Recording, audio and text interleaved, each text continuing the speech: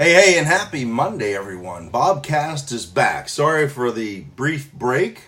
I took a little hiatus to finish my dissertation. Now it's just time to pray that it gets accepted. But we're back tonight, and I have a topic that I've talked about before. Bear with me, though. I have a sinus thing going on, so I may have to drink a little water. I've talked about this topic before, but it came up today in a conversation with a dear friend of mine. And the title of the Bobcast tonight, hi Christina, is People Are Fascinating. Hopefully the light's okay. I'm still fooling with this new light. Hi Chuck, thanks for getting on tonight. People are fascinating. So here's what I mean by that. First of all, in general, the people listening to my podcast, Best Life 101, and if you haven't listened to it yet, please go over and check it out. Also, Willie, how are you, man? But people generally who are listening to my podcast or this Bobcast are people who are always striving to improve themselves or something in their lives or whatever it is. And so we kind of have a conversation about some tips and some things I've learned, maybe the hard way most times. But I had a conversation with a dear friend today, and she's an entrepreneur. And our conversation sparked this topic. And like I said, I've done it before, but I think it bears repeating over and over and over again. Hank, how are you, my friend? Great to see you. So the conversation was, I don't want to go into detail because of, privacy.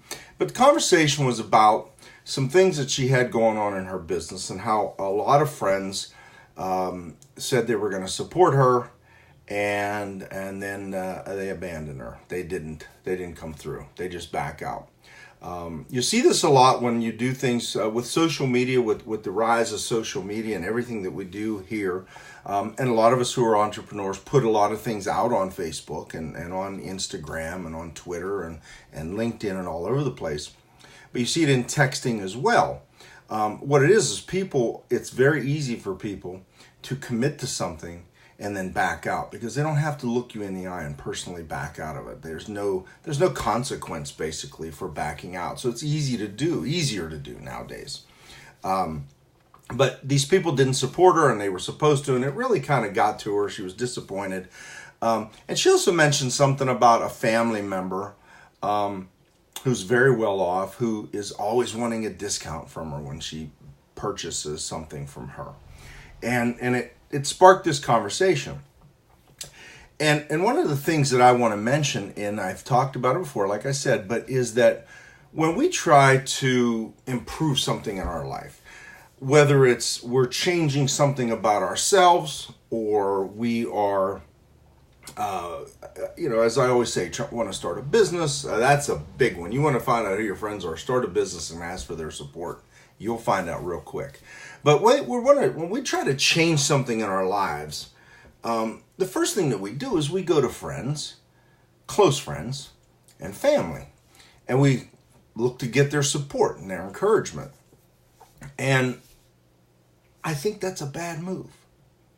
I think it's a bad move because unless you have found your circle, like I have, you're not going to get it. You're just not going to get it. Now, there are a bunch of reasons why you're not going to get it. And I don't mean that's 100%. Obviously, there are going to be some people in your life, like my mom would support me no matter what I did. And she used to encourage me no matter what it was I wanted to do. My kids are the same way. Kyle and Lauren, same exact way. But I found, and I told you this before, that there are people that I haven't heard from in years since I started my business and since I went back to school. And it's not because they're bad people, and it's not because I don't love them, care about them. It's just that they obviously didn't fit into where I was going. We kind of took our own paths, right? They say that every next level of your life will require a new and or better you, right? So sometimes you just don't fit. But what I want you to do is, what I want you to understand too, is that you're going to have to change your circle. when you try to change something. Again, going back to school after you retire is not something that a lot of people are comfortable with. Starting a business after you retire is not something a lot of people are comfortable with. They may not understand what you're trying to do. They may disagree with what you're trying to do. That was annoying. But what they are going to do is they're going to, most times subconsciously, try to sabotage you a little bit. Here's why. People subconsciously that are tight with you, that are in your circle, don't want to see you succeed. Now, that may sound crude, but the reason is because when you try to change something in yourself, they're afraid that they're going to lose you, that you're going to, quote unquote, leave the group. And you probably will, after a while, leave the group, so to speak. The other thing that happens is when you try to succeed, when you try to change something, and I used this example in the past about a good friend of mine that I have nothing but respect and admiration for, who dealt with alcoholism, and how he had to change everything about his life if he wanted to be successful at staying sober. Or if you have someone who is a big smoker, or someone who's into drugs, or whatever it is, they're not going to want to be around you when you try to be a better person. Because, Colette, what's up, Red Ma? Because one of the things that it does, and this is something that's hard to understand, the group thing is very hard to understand, but the other thing is you make people face their own mediocrity when you try to strive for something better. The area I live in is a perfect example of that, man. You get some looks when people look at you when you're trying to do business, or when you're trying to, when you change. Like my change from working in a prison to going to be an entrepreneur, it's a pretty drastic change. And some people just can't accept that people change. But they don't want to face the fact that when they retired, they didn't want to go back to school. Hey, Jamie, great to see you on.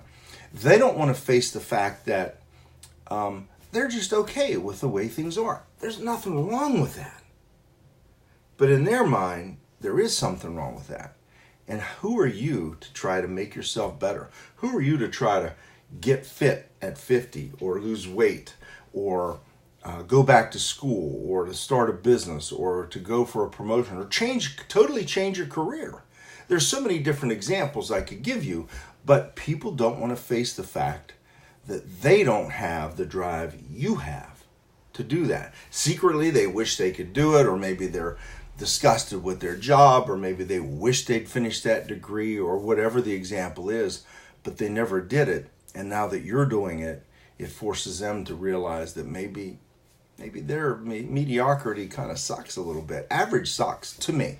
Okay? So, again, subconsciously, they don't want you to leave the group. Have you ever heard the story, and I know I've told it before, about crabs in a bucket? A bunch of crabs in a bucket, and one tries to crawl up the side of the bucket, and how the other crabs will actually grab it and pull it back down in the bucket, right? It's a perfect analogy. Hi, Todd. Perfect analogy for what people do when you try to leave that group. Because they don't want to feel, number one, inferior, or number two, they may just subconsciously think they're going to lose you. And quite honestly, a lot of times they will. As you try to hang out with people who are on the level that you're trying to get to, you're going to have less time for that. How many of you know people in your life? I know I do.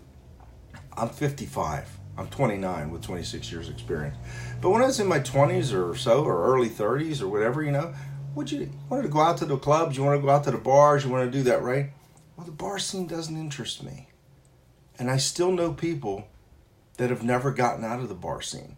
So when I wanted to do other things, I lost that circle, right? I know you can identify with that because it happens to all of us at one point in our life, or one way, or for one fact, or one reason or another. So I want you to understand that people are fascinating. When you decide to change, what you can do is not expect that support from those closest to you. Now, that doesn't mean that you won't get it or that you might get it from some, but if you go into something expecting it, you're going to be let down. You're going to be hurt, because it hurts whenever someone that you're super close with. I had people that I was close with that never even wanted to know what my business was. Never even asked me about school. Never asked about anything, and just kind of drifted away. So you're going to have that. So if you expect, now I expect it. Now I know when I change something about my life, drastic change, that there are going to be people that fall off. It's okay. It's your journey, not theirs. They were with you on a certain point, and now it's time to go your own separate paths. We all have it. John Zurich, how are you, buddy? So we all have that same path we go. So be ready to lose some people on your journey. It doesn't make them bad. It doesn't make you bad. It's just the way it is, because it's your journey. Maybe they don't fit into the new place you are or you're trying to get to be. And don't be surprised or disappointed. Like I said, it's going to hurt. But if you expect it, it's going to ease that a little bit. Hi, Denise. Thank you. Thank you very much. Denise says it's the truth. And it is. I'm sure you went through it too. All of us have done it. But like I said, understand that people are fascinating, and you may not understand the psychological reasons that they do it. You may not understand the subconscious reasons that they do it.